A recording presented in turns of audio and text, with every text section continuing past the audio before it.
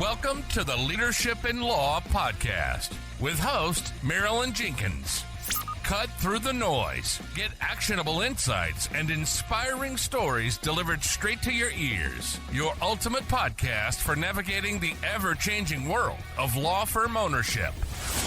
In each episode, we dive deep into the critical topics that matter most to you, from unlocking explosive growth to building a thriving team. We connect you with successful firm leaders and industry experts who share their proven strategies and hard-won wisdom.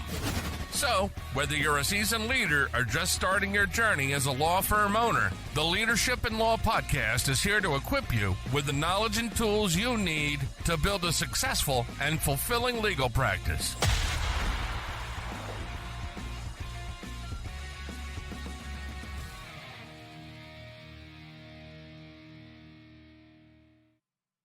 Welcome to another episode of the Leadership in Law podcast. I'm your host, Marilyn Jenkins. Please join me in welcoming my guest, Adam Koós, to the show today. Adam is the president and portfolio manager at Libertas Wealth Management Group, Incorporated, a NAPFA-affiliated and fee-only fiduciary RIA firm located in Columbus, Ohio. Adam grew up absorbing the power of deep, meaningful relationships that his father fostered in his optometry practice. This early exposure to entrepreneurialism sparked his desire to one day own a business where he could significantly impact others' lives. His professional journey began just 10 days before the tragic attack on the World Trade Center in 2001, and he has since guided his clients through 4 of the worst market crashes in U.S. history. Adam has been named by Columbus Business First as one of their 20 people to know in finance, as a recipient of the 40 Under 40 Award, is ranked by Investopedia as one of the top 100 most influential financial advisors in the U.S., and is the winner of the coveted Better Business Bureau Torch Award for Ethics and Trust. Wow, I am excited to have you here, Adam. Welcome. That was an amazing intro. If I'm not blushing, then I'm colorblind, so I can't tell. But anyway, very cool. Well, let's start out with a real technical question. What's a fiduciary, and what does it mean to the average investor? Ooh, that's a good question. It's one I talk about a lot because I think that more people should know about it. A true fiduciary, because I can go on a rant here, but a fiduciary is somebody who, in our business, in the financial advisory world, financial planning, wealth management world, is a company or professional who has to do what's in the client's best interest, even if that means making less money for the firm. So that's in one sentence, that's what it is. The problem in our country is some laws have changed over the last decade. And as a result of a lot of lobbying in Washington, as you could probably imagine, and unfortunately, it's at a point now where the fiduciary law now says that firms can say, and financial advisors can say, that they're a fiduciary as long as they disclose when they're not acting in a fiduciary capacity. So it's harder for the consumer to determine who's really a fiduciary and who's not.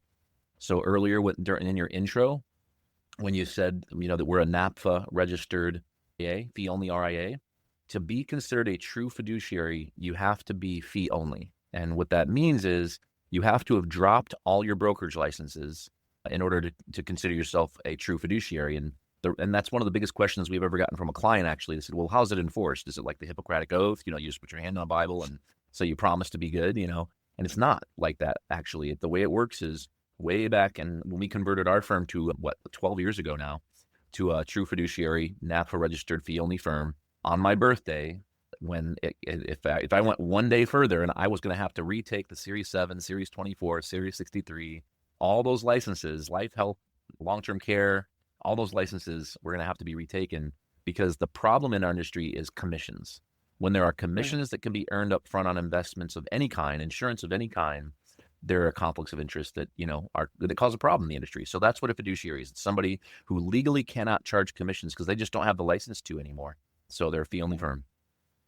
Okay, good to know. I wasn't really sure what the details was on that. And so thinking about, with business owners, especially law firm owners, why is it important to work with a fiduciary? Because I think that you've done 90% of the research if you just look at true fiduciaries only. And the way you do that, by the way, free tip here, go to napfa.org. It's the National Association for Personal Financial Advisors.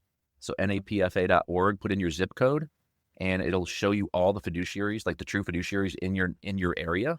And then if you just interview 2 or 3 of those and find the right person who's a good fit for you personally, you've done 90% of the research because you don't have to worry about that, all those conflicts of interest that exist in the brokerage world, with the products and commissions and things like that. So I think it's important because fiduciaries focus on solutions-based planning, whether that be on the personal retirement planning side. So building a written financial plan that says, based on where I'm at today and when I'd like to have the choice to make work optional, how do I get there? Where do I save? How do I save? And what types of accounts?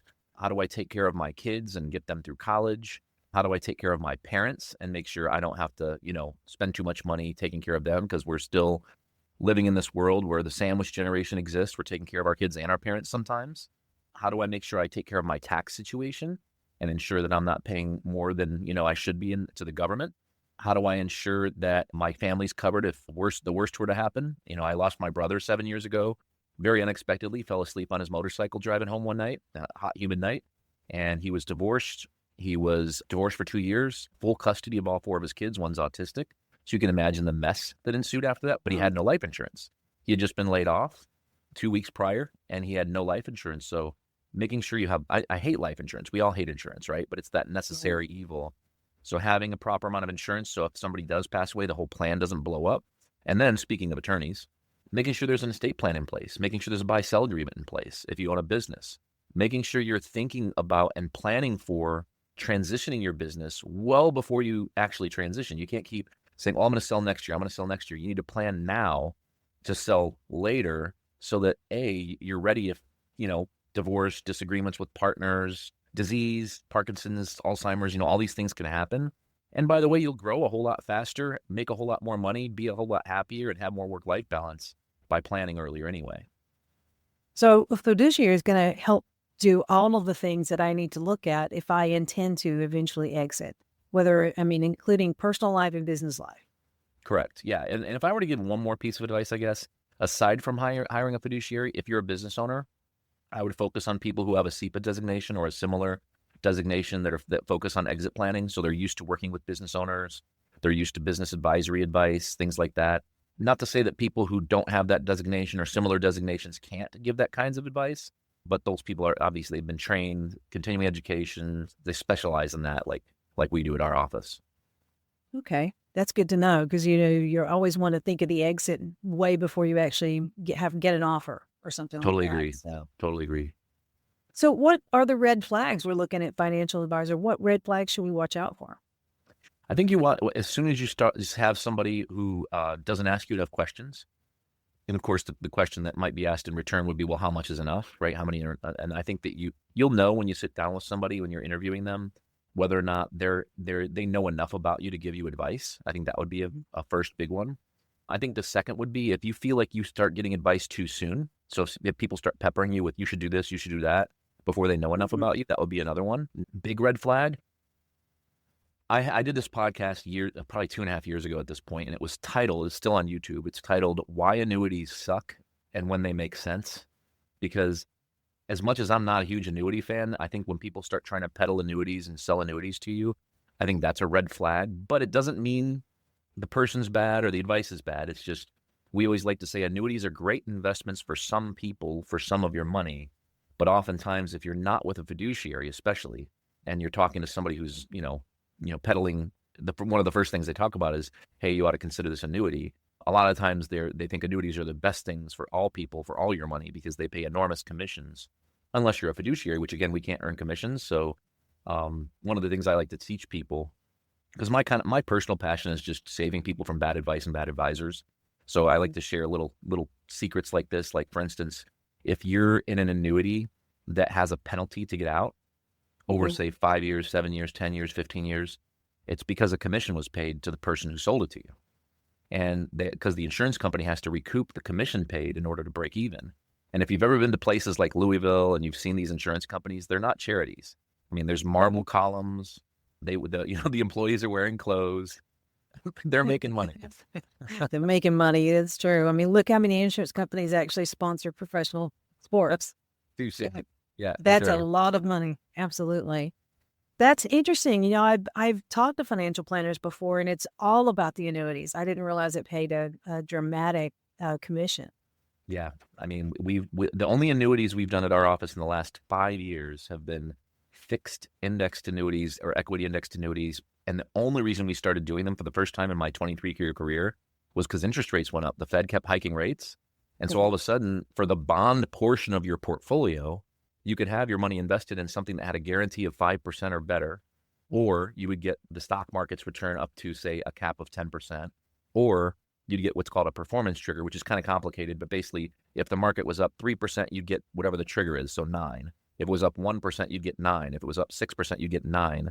So I don't like to look at these investments as equity investments, like stock investments. I look at them like they're guaranteed, they can't go down in value, so they would be good for the bond portion of your money if you're an investor who, has a portfolio that has bonds or fixed income allocation to it. So that's made sense. Now, as rates start coming down here, at some point, those aren't going to make any sense again, just like they didn't for the first 2 decades of my career, because rates were so stupidly low.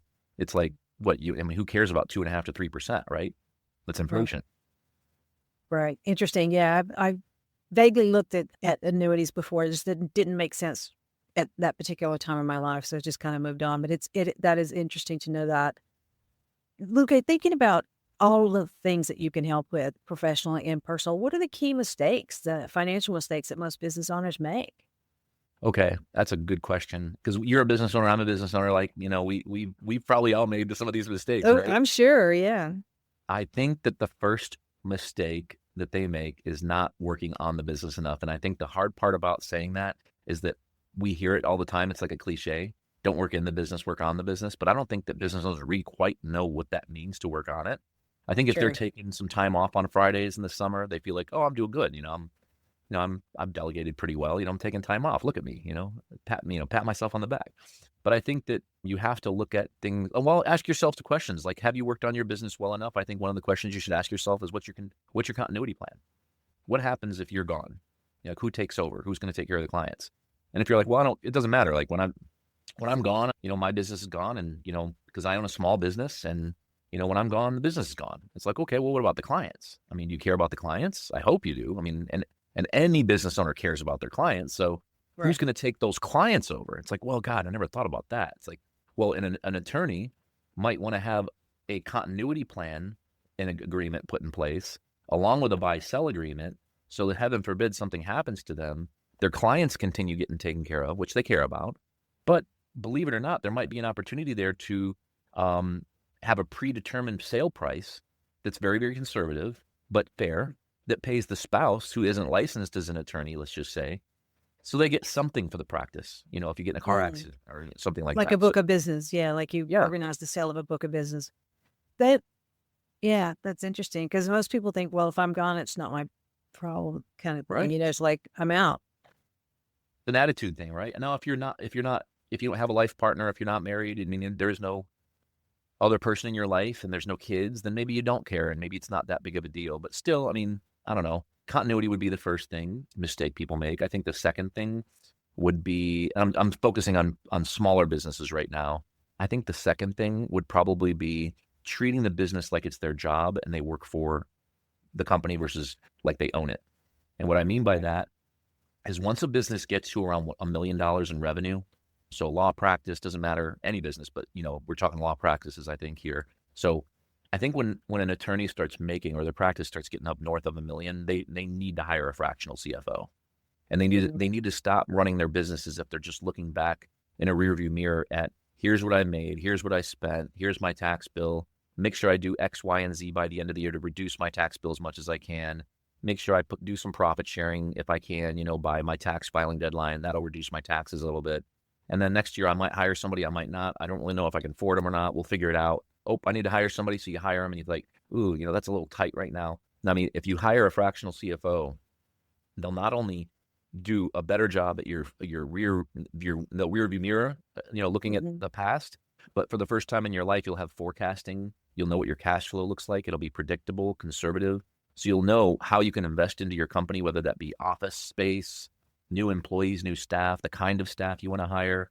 So it's this level of freedom and liberation that you've never felt before.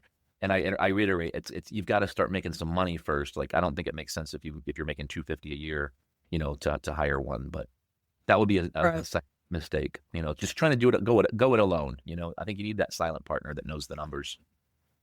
Yes, because I think that is one thing that a lot of small business owners get into. They have some numbers in their head, but they don't have all the numbers. And even having a bookkeeper in the beginning, just something so that you can keep that idea of where you are.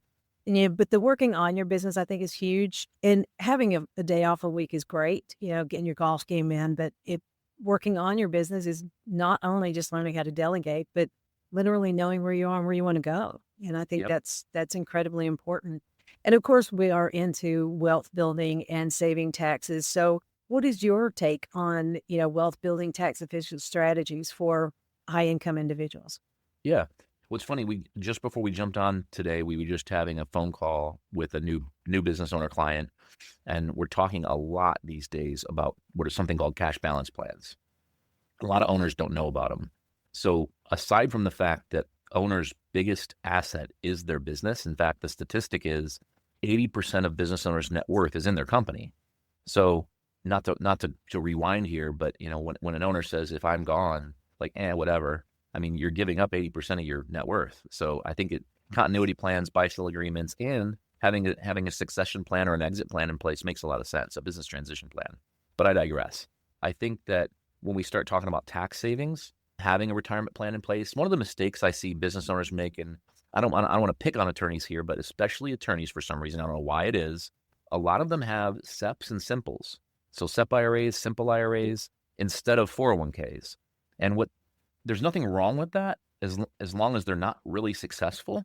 But if you're a successful attorney or running a successful law practice, you're limiting your contribution maximum by having a simple. And yeah, your match is maybe 0.5% lower than it would be, so your liability is a little lower.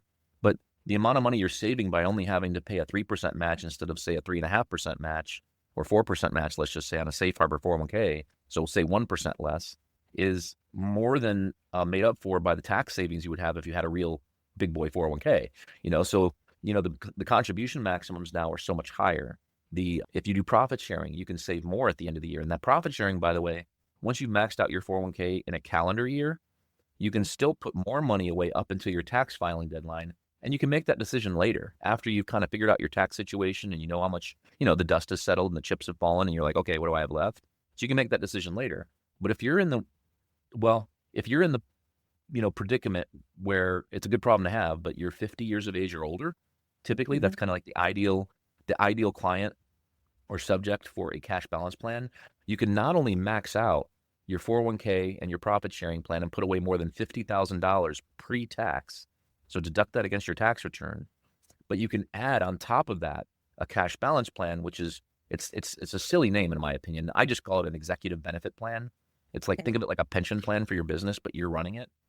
Okay. The individual we were just talking to, the owner we were just talking to on the phone here right before you and I jumped on and started recording, she's going to be able to put away $150,000 per year pre-tax against her business.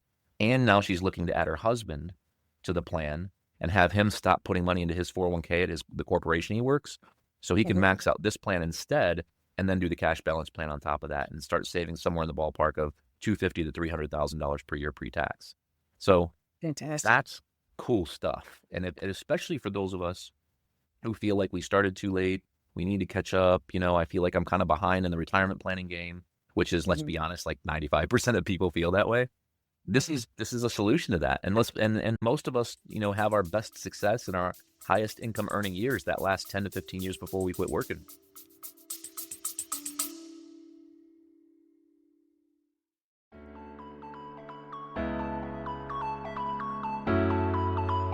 What's your plan to grow your law firm's sales and profits in 2025? My name is Marilyn Jenkins, and I want to take a quick moment to share something I'm super excited about. It's called the Law Firm Growth Guild. It's your shortcut to mastering marketing and getting more clients. It's sponsored by Law Marketing Zone. If you're a lawyer or a law firm owner who's been feeling overwhelmed, juggling clients, leading your team, and trying to scale without losing your sanity, I get it. It's a lot.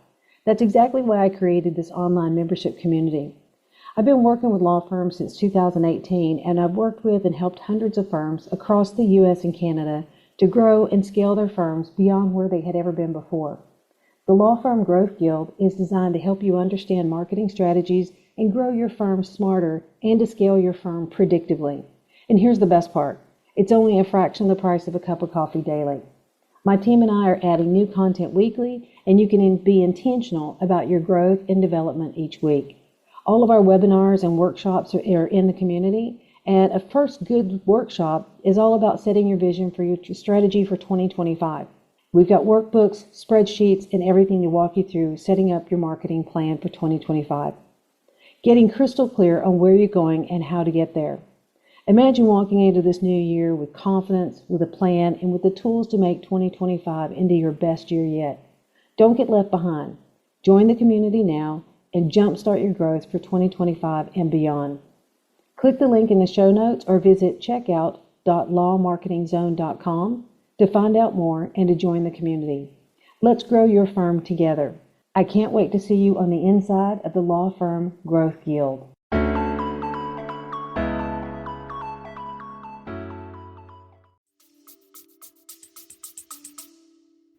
True. Very true. And let's talk about quit working. I want to talk about exiting and exit plans. What is some of the best ways that attorneys can transition out of their practice or business owners for maximum financial benefits? Sure. Yeah. So that's a lot to unpack. But the first thing you got to have is a plan in place. And this is kind of a big initiative, I think, in this country right now. And that's why I mentioned SEPAs, SEPA stands for Certified Exit Planning Advisor. There's another designation out there. I think that's headquartered in California, but any kind of certified individual who's an expert in exit planning is somebody that you should be talking to about this.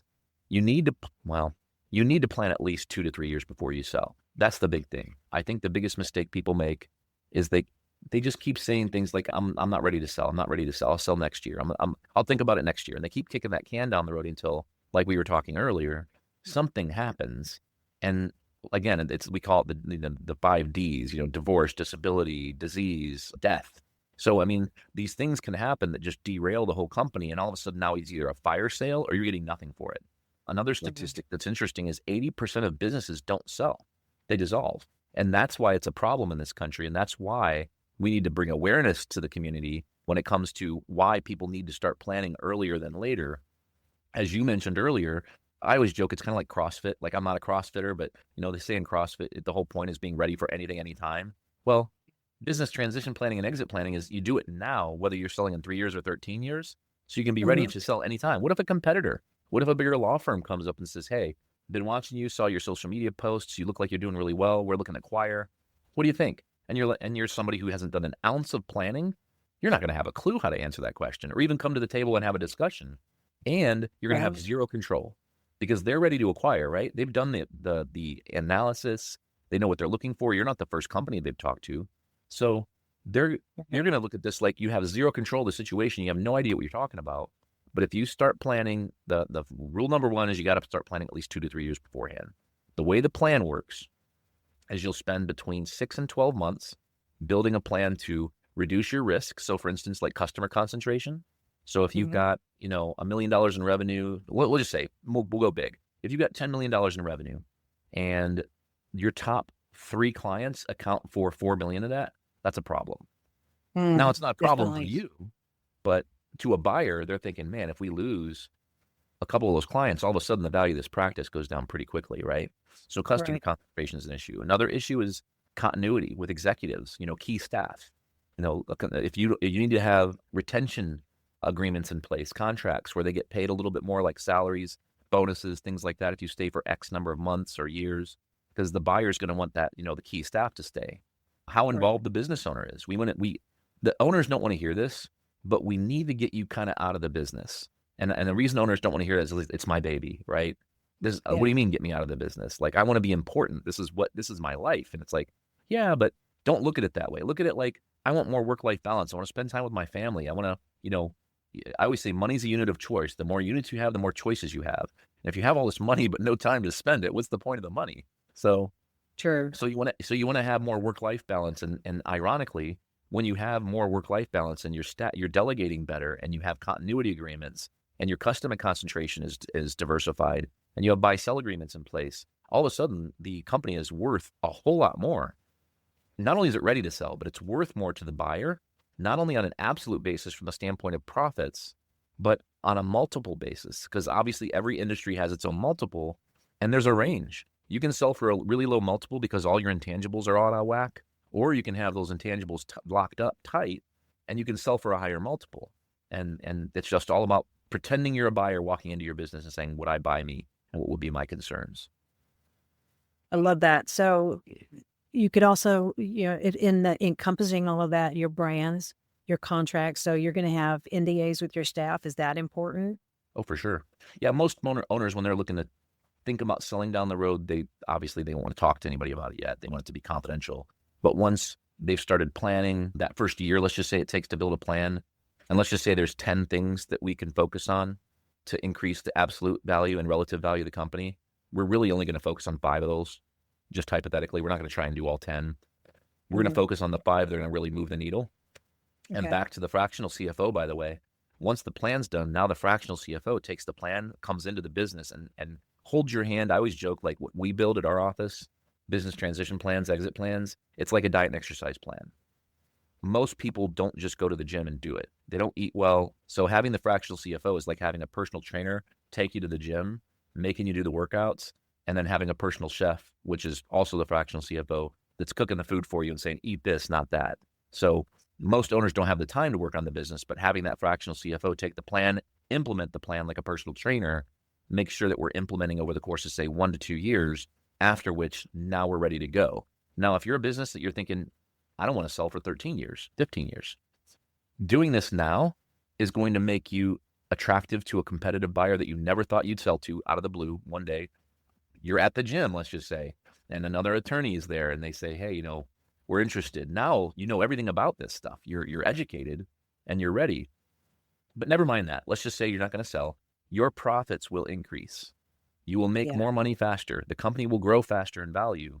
You will have a more efficient company. Employees will be happier. You will have more free time if you do. And that's what's so counterintuitive. People think exit planning. Well, I'm not exit planning because I'm not exiting yet. But if you do it now, you're gonna be so much better off than waiting till later. It's kind of like waiting till later to start working out and eating well. Well, I'm getting old. I'm getting a little nervous. Maybe I'll start working on it later. It's like, well, maybe you should have started earlier, right? Yeah. I spoke with a business owner not too long ago that he had a very successful exit last year, but it was unexpected. It was tremendously nerve-wracking. It was a 7 or 9 month process. He didn't expect it. He hadn't planned to do that. Or one of those things like in your head, I eventually I want to exit. And it just happened. Like you said, somebody just came up to him and said, hey, this is what we want. We want to buy that. And went great. They negotiated a number. And then it was all of these months of getting the paperwork together, getting the numbers together, getting all of the things organized that like you're talking about.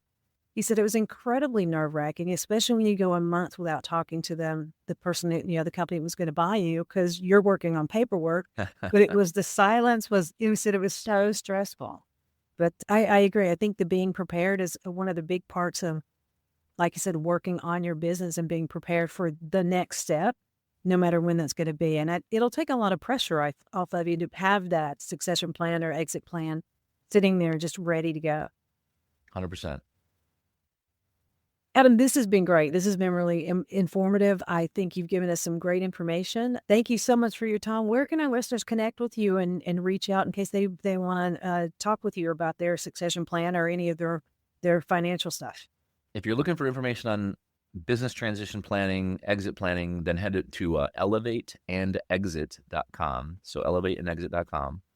And if you're looking for kind of a conglomeration of exit planning and personal retirement planning for you and your business, go to libertaswealth.com. So Libertas, so Liberty with an AS at the end, libertaswealth.com.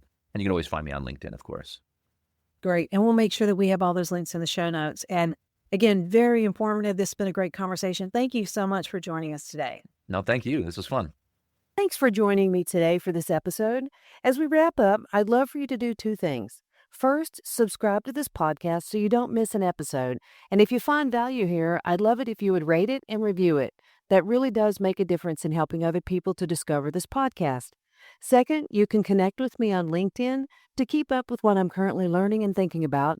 And if you're ready to take the next step with a digital strategist to help you grow your law firm, I'd be honored to help you. Just go to lawmarketingzone.com to book a call with me. Stay tuned for our next episode next week. Until then, as always, thanks for listening to Leadership and Law Podcast, and be sure to subscribe wherever you listen to podcasts so you don't miss the next episode. Thanks for joining us on another episode of the Leadership and Law Podcast. Remember, you're not alone on this journey. There's a whole community of law firm owners out there facing similar challenges and striving for the same success. Head over to our website at lawmarketingzone.com. From there, connect with other listeners, access valuable resources, and stay up to date on the latest episodes. Don't forget to subscribe and leave us a review on your favorite podcast platform. Until next time, keep leading with vision and keep growing your firm.